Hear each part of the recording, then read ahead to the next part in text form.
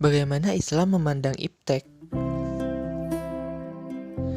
Allah memerintahkan umat Islam untuk mempelajari ilmu pengetahuan dan teknologi. Pendasarannya bisa kita lihat di dalam ayat-ayat Al-Quran. Yang pertama, di Quran Surat Al-Alaq ayat 1-5 yang merupakan wahyu pertama yang diturunkan Allah kepada Nabi Muhammad SAW. Wahyu pertama itu adalah perintah untuk membaca. Iqra. Maksud membaca di sini bukan membaca tulisan, karena tidak mungkin Allah menyuruh Nabi Muhammad untuk membaca tulisan, karena Nabi Muhammad adalah seorang yang ummi atau tidak bisa membaca tulisan. Yang dimaksud membaca dalam surat Al-Alaq ayat 1 adalah membaca realitas alam dan realitas manusia. Perintah Iqra dalam Al-Alaq ayat 1 memerintahkan kita agar memikirkan, mengamati, dan meneliti realitas yang ada di alam semesta seperti budaya, ritual, adat istiadat, teknologi, ekonomi, dan realitas yang lainnya. Sehingga setelah kita mengamati dan meneliti, maka dihasilkanlah ilmu pengetahuan dan pada akhirnya kita paham realitas tersebut. Allah menempatkan perintah membaca atau mengamati alam semesta ini di wahyu pertamanya karena mempunyai fungsi yang sangat penting bagi umat manusia.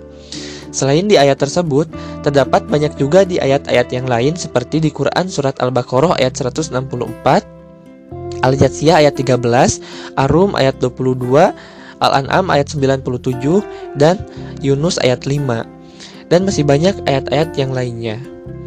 Dalam ayat-ayat tersebut, pada bagian awal Allah menjelaskan realitas-realitas yang ada di alam semesta.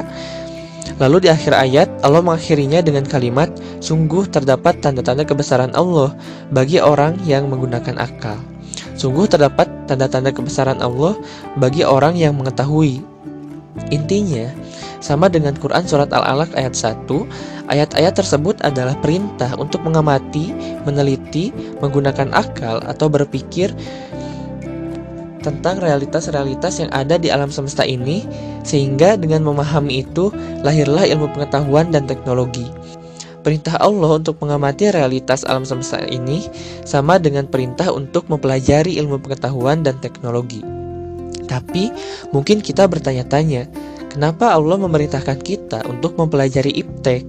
Ternyata dengan mempelajari iptek, kita semakin mengenal kebesaran Allah sebagaimana yang Allah katakan di akhir ayat-ayat tadi. Sungguh terdapat tanda-tanda kebesaran Allah bagi orang yang menggunakan akal atau bagi orang yang berpikir. Dengan kita mengamati, meneliti realitas-realitas di alam semesta ini, kita akhirnya mengenal dan paham kebesaran-kebesaran Allah. Misalnya, pada penciptaan langit dan bumi, bergantinya siang dan malam, berlayarnya perahu, turunnya air hujan, lalu air hujan itu menghidupkan bumi setelah mati, adanya perbedaan bahasa dan warna kulit, adanya bulan, bintang, matahari, dan realitas yang lainnya. Itu baru sebagian realitas alam yang Allah sebutkan di dalam Al-Quran. Masih sangat banyak realitas alam semesta lainnya yang bisa kita amati.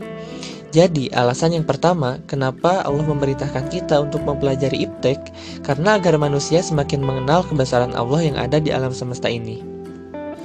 Alasan yang kedua berhubungan dengan misi manusia, yaitu khalifah di muka bumi. Tugas khalifah di muka bumi adalah menciptakan kemakmuran dan membangun kembali keseimbangan alam yang sudah Allah tegakkan.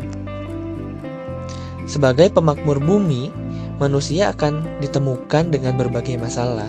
Untuk menyelesaikan masalah-masalah tersebut, maka kita membutuhkan ilmu pengetahuan dan teknologi. Kita tidak bisa menyelesaikan masalah-masalah tersebut dengan menggunakan ilmu agama saja. Inilah alasan Allah kenapa memerintahkan kita untuk mempelajari iptek. Karena iptek tersebut dibutuhkan oleh kita manusia untuk menyelesaikan misi sebagai khalifah di muka bumi. Dengan adanya ilmu pengetahuan dan teknologi, kita bisa mewujudkan Islam yang rahmatan lil alamin atau yang menjadi rahmat bagi alam semesta. Nah, sekarang saya akan menjelaskan mekanisme bagaimana iptek itu bisa memajukan peradaban. Sebagai contoh, di zaman Khalifah Abbasiyah, Banyak terlahir ilmuwan-ilmuwan Islam dengan berbagai penemuannya seperti Al-Khwarizmi menemukan angka 0 atau Ibnu Sina yang menemukan alat-alat medis dan sebagai acuan ilmu medis dunia.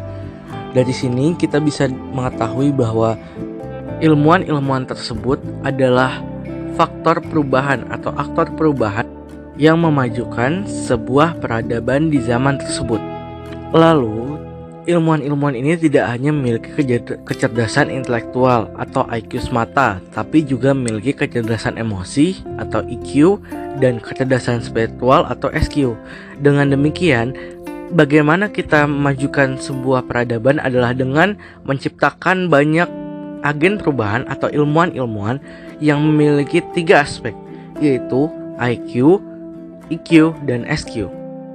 Kemudian, bagaimana tahapan IPTEK bisa memajukan sebuah peradaban?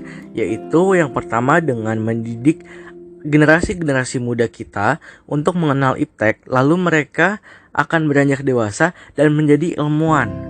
Nah, ilmuwan-ilmuwan ini adalah penggerak atau agent of change yang dapat memajukan suatu peradaban. Nah, begitulah cara IPTEK bisa memajukan sebuah peradaban. Terima kasih.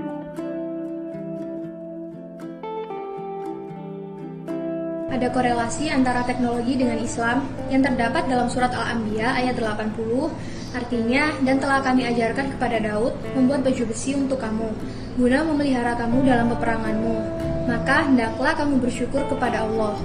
Jadi, berdasarkan tafsir di atas, Islam menganjurkan kita untuk menciptakan atau menggunakan alat yang dapat memudahkan pekerjaan kita. Itulah teknologi, dan ternyata ide pemanfaatan teknologi ini ada di dalam Al-Quran. Teknologi itu memang memiliki 2 sisi. Dia bisa bermanfaat jika digunakan dengan tujuan yang baik. Contohnya seperti meningkatkan akses terhadap informasi keagamaan sebagai acuan untuk waktu ibadah, memudahkan cara untuk beramal kepada sesama, sebagai penyedia konten video ceramah keagamaan, dan yang paling penting, kita sebagai mahasiswa muslim, agent of change untuk menyebarkan dakwah dan syiar-syiar agama melalui sosial media maupun website. Atau, teknologi bisa menjadi musuh jika digunakan untuk tujuan yang tidak baik. Contohnya seperti menyebarkan hoax dan menonton tontonan yang tidak baik. Dan inilah saatnya kita kaum muslim untuk memulai memanfaatkan teknologi di jalan yang baik agar bisa bermanfaat untuk umat dan agama. Kalau bisa, bukan hanya memanfaatkan saja. Saatnya kita berkreasi untuk menciptakan untuk Mari kita junjung tinggi ilmu pengetahuan dan teknologi, karena peradaban yang maju dimiliki oleh masyarakat yang menjunjung tinggi ilmu pengetahuan dan teknologi.